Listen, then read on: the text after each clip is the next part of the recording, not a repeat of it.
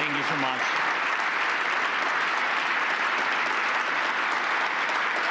Thank you very much.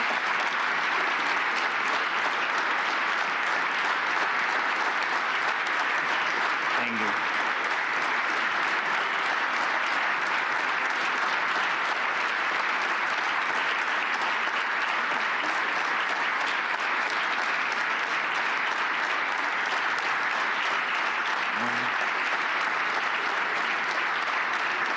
Thank you very much. Thank you so much. Thank you for your word. Thank you for your support. Thank you for your invitation.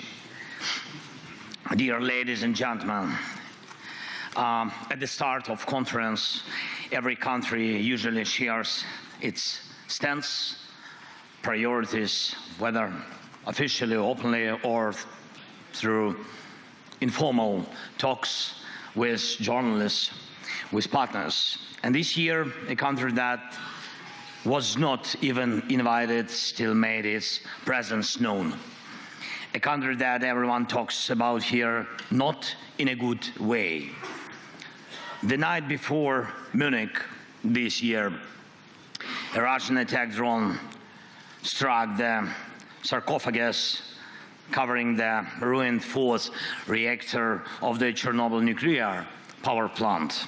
It was a modified Shahid drone, Russian drone, a technology passed on to Russia. Its warhead carried at least 50 kilograms of explosives. And we see this as a deeply symbolic move by Russia, by Putin. Just recently in Ukraine, we discussed the crucial role of nuclear energy in keeping the country running despite Russia's constant attacks on our Ukrainian energy infrastructure. And we are now preparing a project to expand our Khmelnytsky nuclear power plant. Just one day before the Munich, I was there on the plant, and with involvement from American businesses and including Westinghouse. The project will strengthen the energy security of not just Ukraine, but our entire region of Europe. And we also recently spoke with President Trump and his team about nuclear energy and Europe's largest nuclear power plant, our Zaporizhzhia plant, which is currently occupied by Russia. And Russia responded by sending a drone to hit Chernobyl's sarcophagus, which shows radioactive dust and debris. And this is not just madness. This is Russia's stance.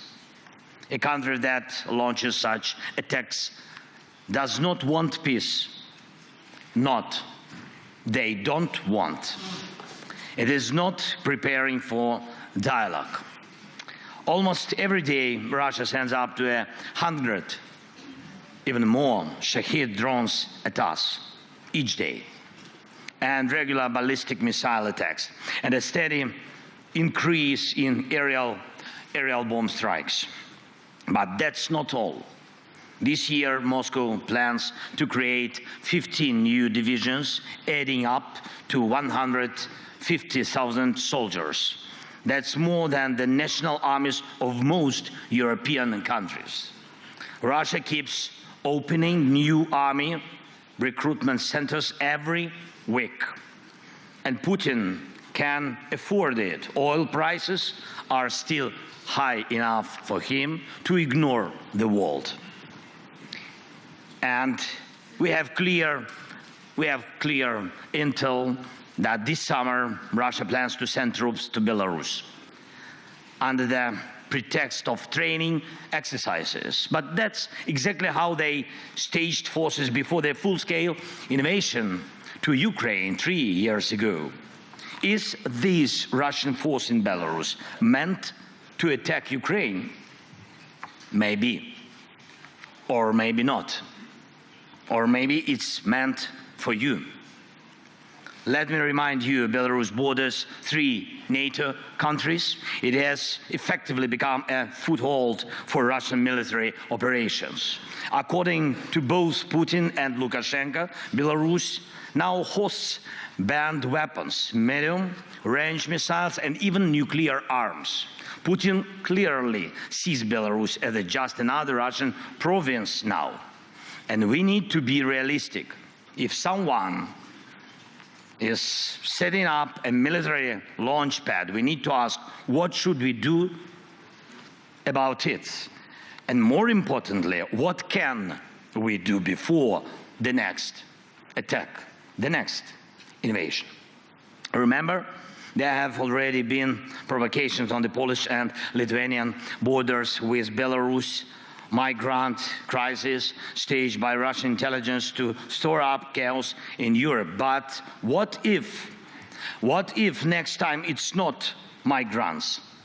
What if it's Russian troops or North Korean troops? Make no mistake, North Koreans are not weak.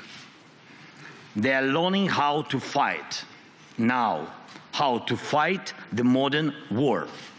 And what about your armies? Are they ready?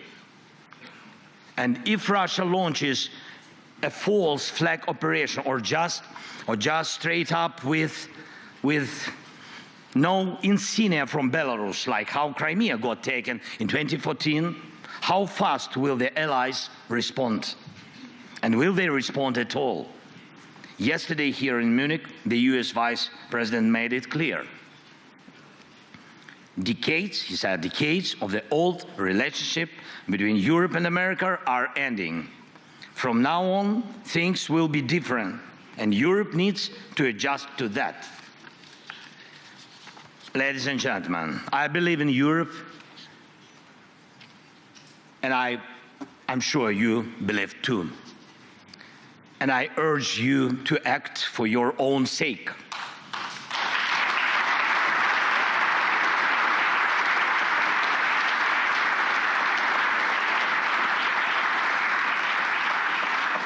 And for the sake of Europe, people of Europe, your nations, your houses, your children, and our shared future. For this, Europe has to become self-sufficient, united by common strengths, Ukrainian and European. Right now, Ukraine's army, supported by global aid, thank you so much, is holding back Russia. But if not us, then who will stop them? Really? Let's be honest, now we can't rule out the possibility that America might say no to Europe on issues that threaten it. Many leaders have talked about Europe that needs its own military, an army of Europe. And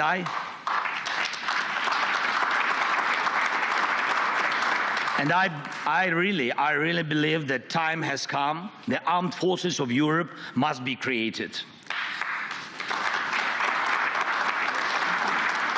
This is not harder than standing firm against Russian attacks, as we have already done.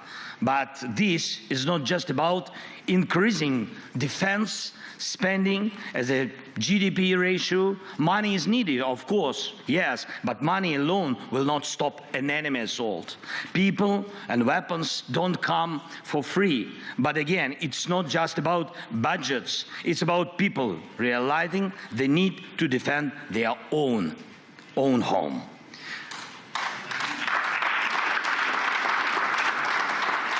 Without Ukraine's army, Europe's armies will not be enough to stop Russia. It's reality for today. Only our army in Europe has real modern battlefield experience. But our army alone is not enough too. And we need what you can provide: weapons, training, sanctions, financing, political pressure, and unity. 3 years of full-scale war have proven that we already have the foundation for a united European military force. And now, as we fight this war and lay the groundwork for peace and security, we must build the armed forces of Europe so that Europe's future depends only on Europeans, and decisions about Europe are made in Europe.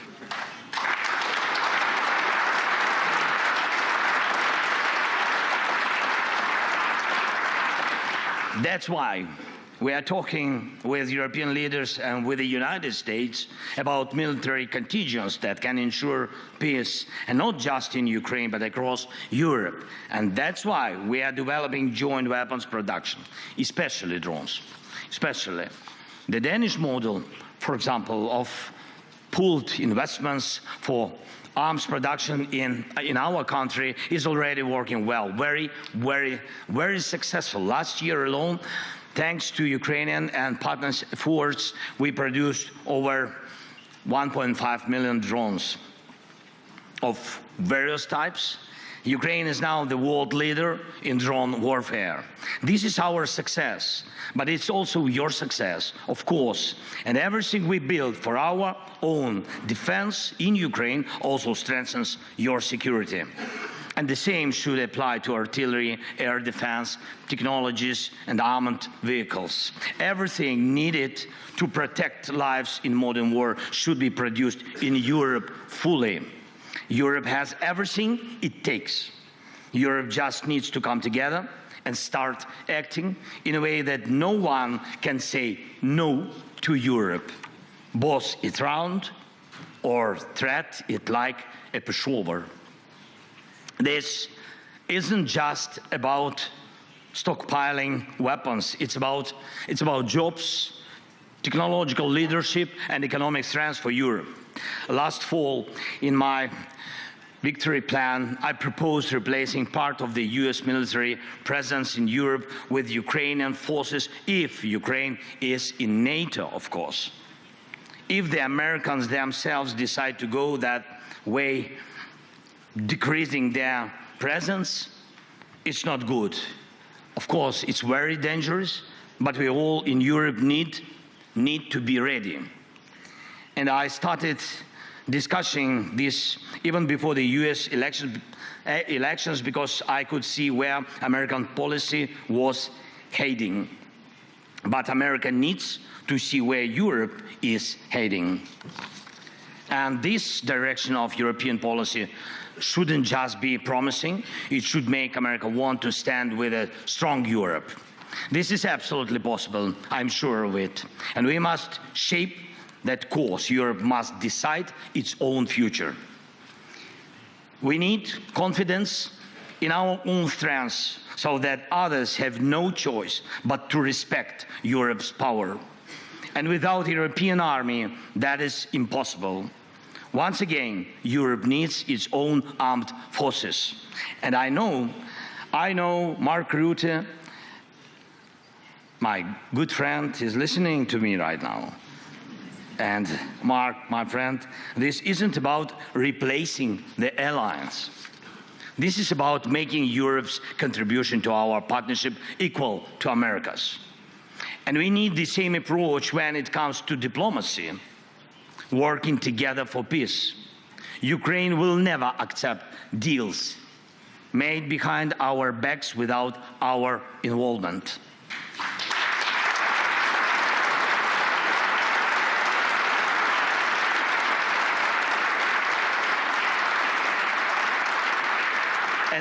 And the same rule should apply to all of Europe. No decisions about Ukraine without Ukraine, no decisions about Europe without Europe.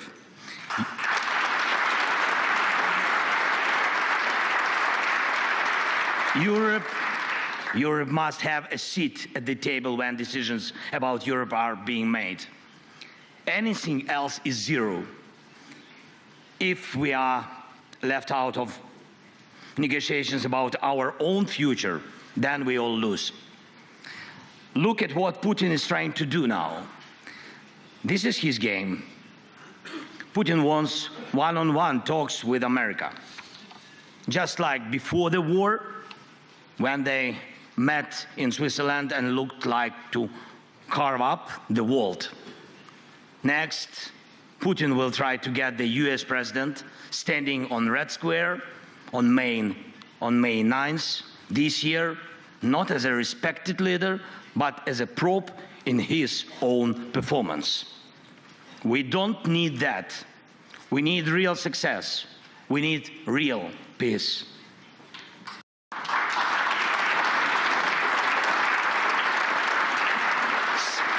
Some in Europe may not fully understand what's happening in Washington right now, but let's focus on understanding ourselves right here in Europe. We must give strength to Europe first. Does America need Europe as a market? Yes.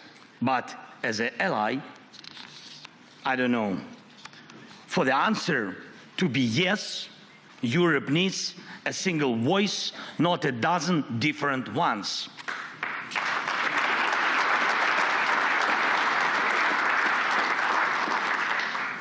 Even those who regularly come to Mar-a-Lago need to be a part of a strong Europe, because President Trump doesn't like weak friends.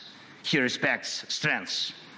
Next, some in Europe may be frustrated with Brussels, but let's be clear. If not Brussels, then Moscow. It's your decision.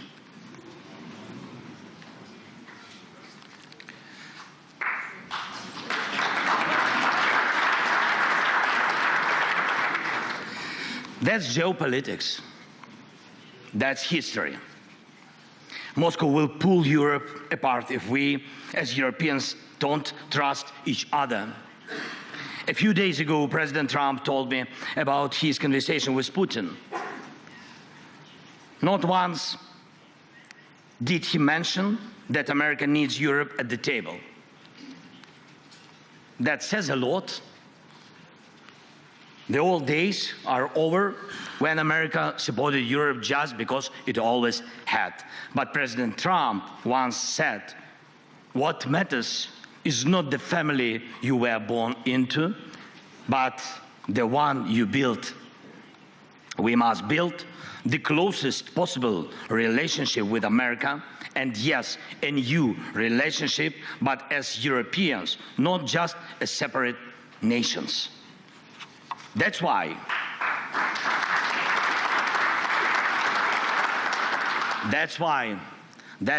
we need a unified foreign policy, a coordinated diplomacy, the foreign policy of common Europe, and let the end of this war be our first shared success in this new reality. And we are already working to make sure that on February 24th, the third anniversary of Russia's full-scale invasion, we can gather together in Kyiv and online.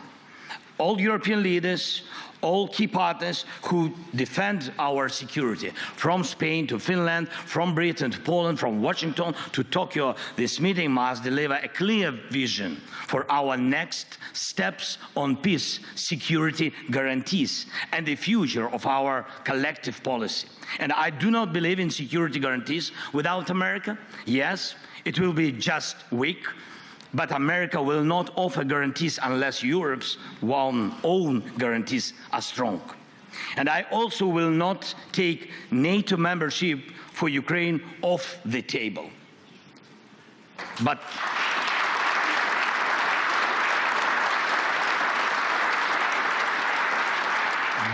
right now, the most influential member of NATO seems to be Putin,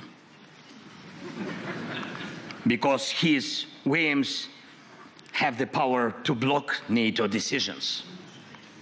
And that's despite the fact that it was Ukraine's army that stopped Russia, not a NATO country, not NATO troops, but only our people and our army.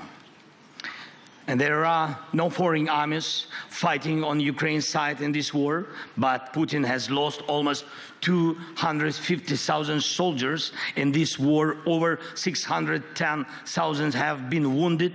Just in the Battle of Kursk, our troops eliminated nearly 20,000 Russian soldiers. We completely destroyed the North Korean units that Putin had to bring in because his own forces were not enough to hold back our counteroffensive. For over 6 months now, Ukrainians have been holding a foothold inside Russian territory, even though it was Russia that wanted to create a buffer zone inside our land in Ukraine. And I am proud of Ukraine. I am proud of our people.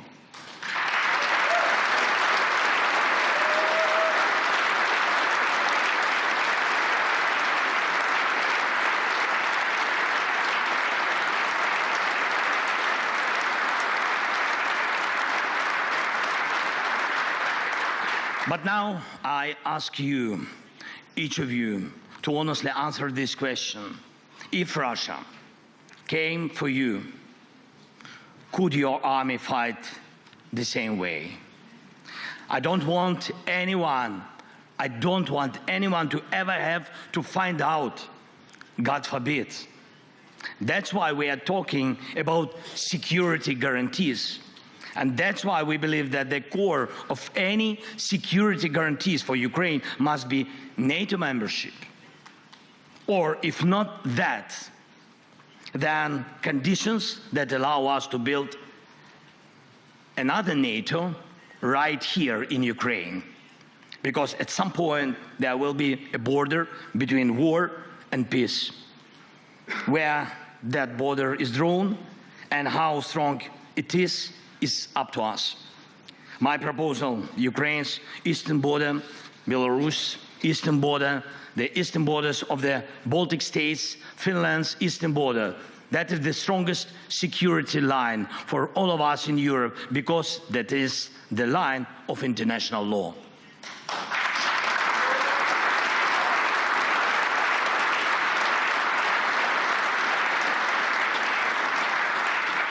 And do we still remember what international law is?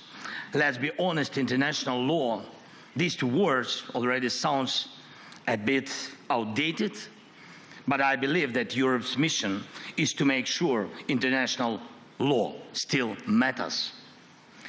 And finally, one last point. What security guarantees can Putin offer? Before the war, many doubted whether Ukraine's institutions could withstand Russian and Putin's pressure, but in the end, it was Putin who faced an armed rebellion from within. He was the one who had to defend his own capital from his own warlords. That alone shows his weakness. So what happens to the million Russian troops currently fighting in Ukraine? Where they gonna fight if not in Ukraine?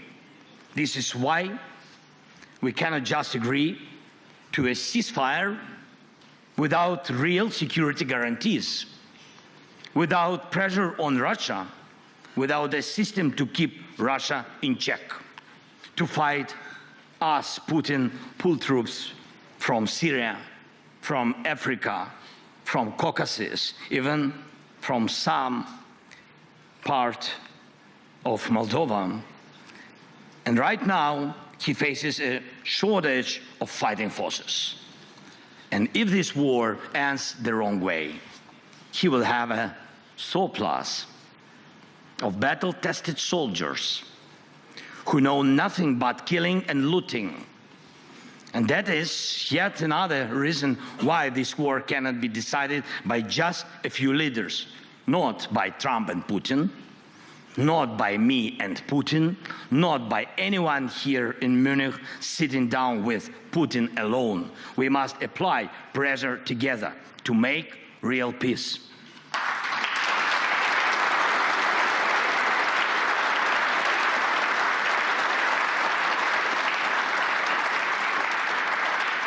Putin cannot offer real security guarantees, not just because he is a liar, but because Russia, in its current state, needs war to hold power together.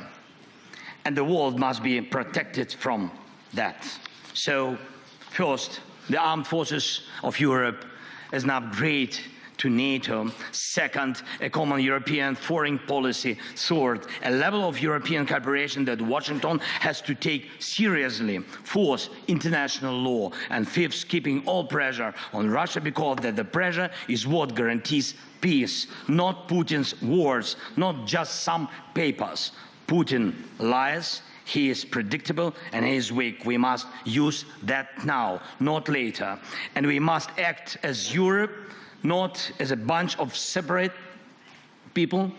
So some say that the new year comes not on January 1st, but with Munich Security Conference.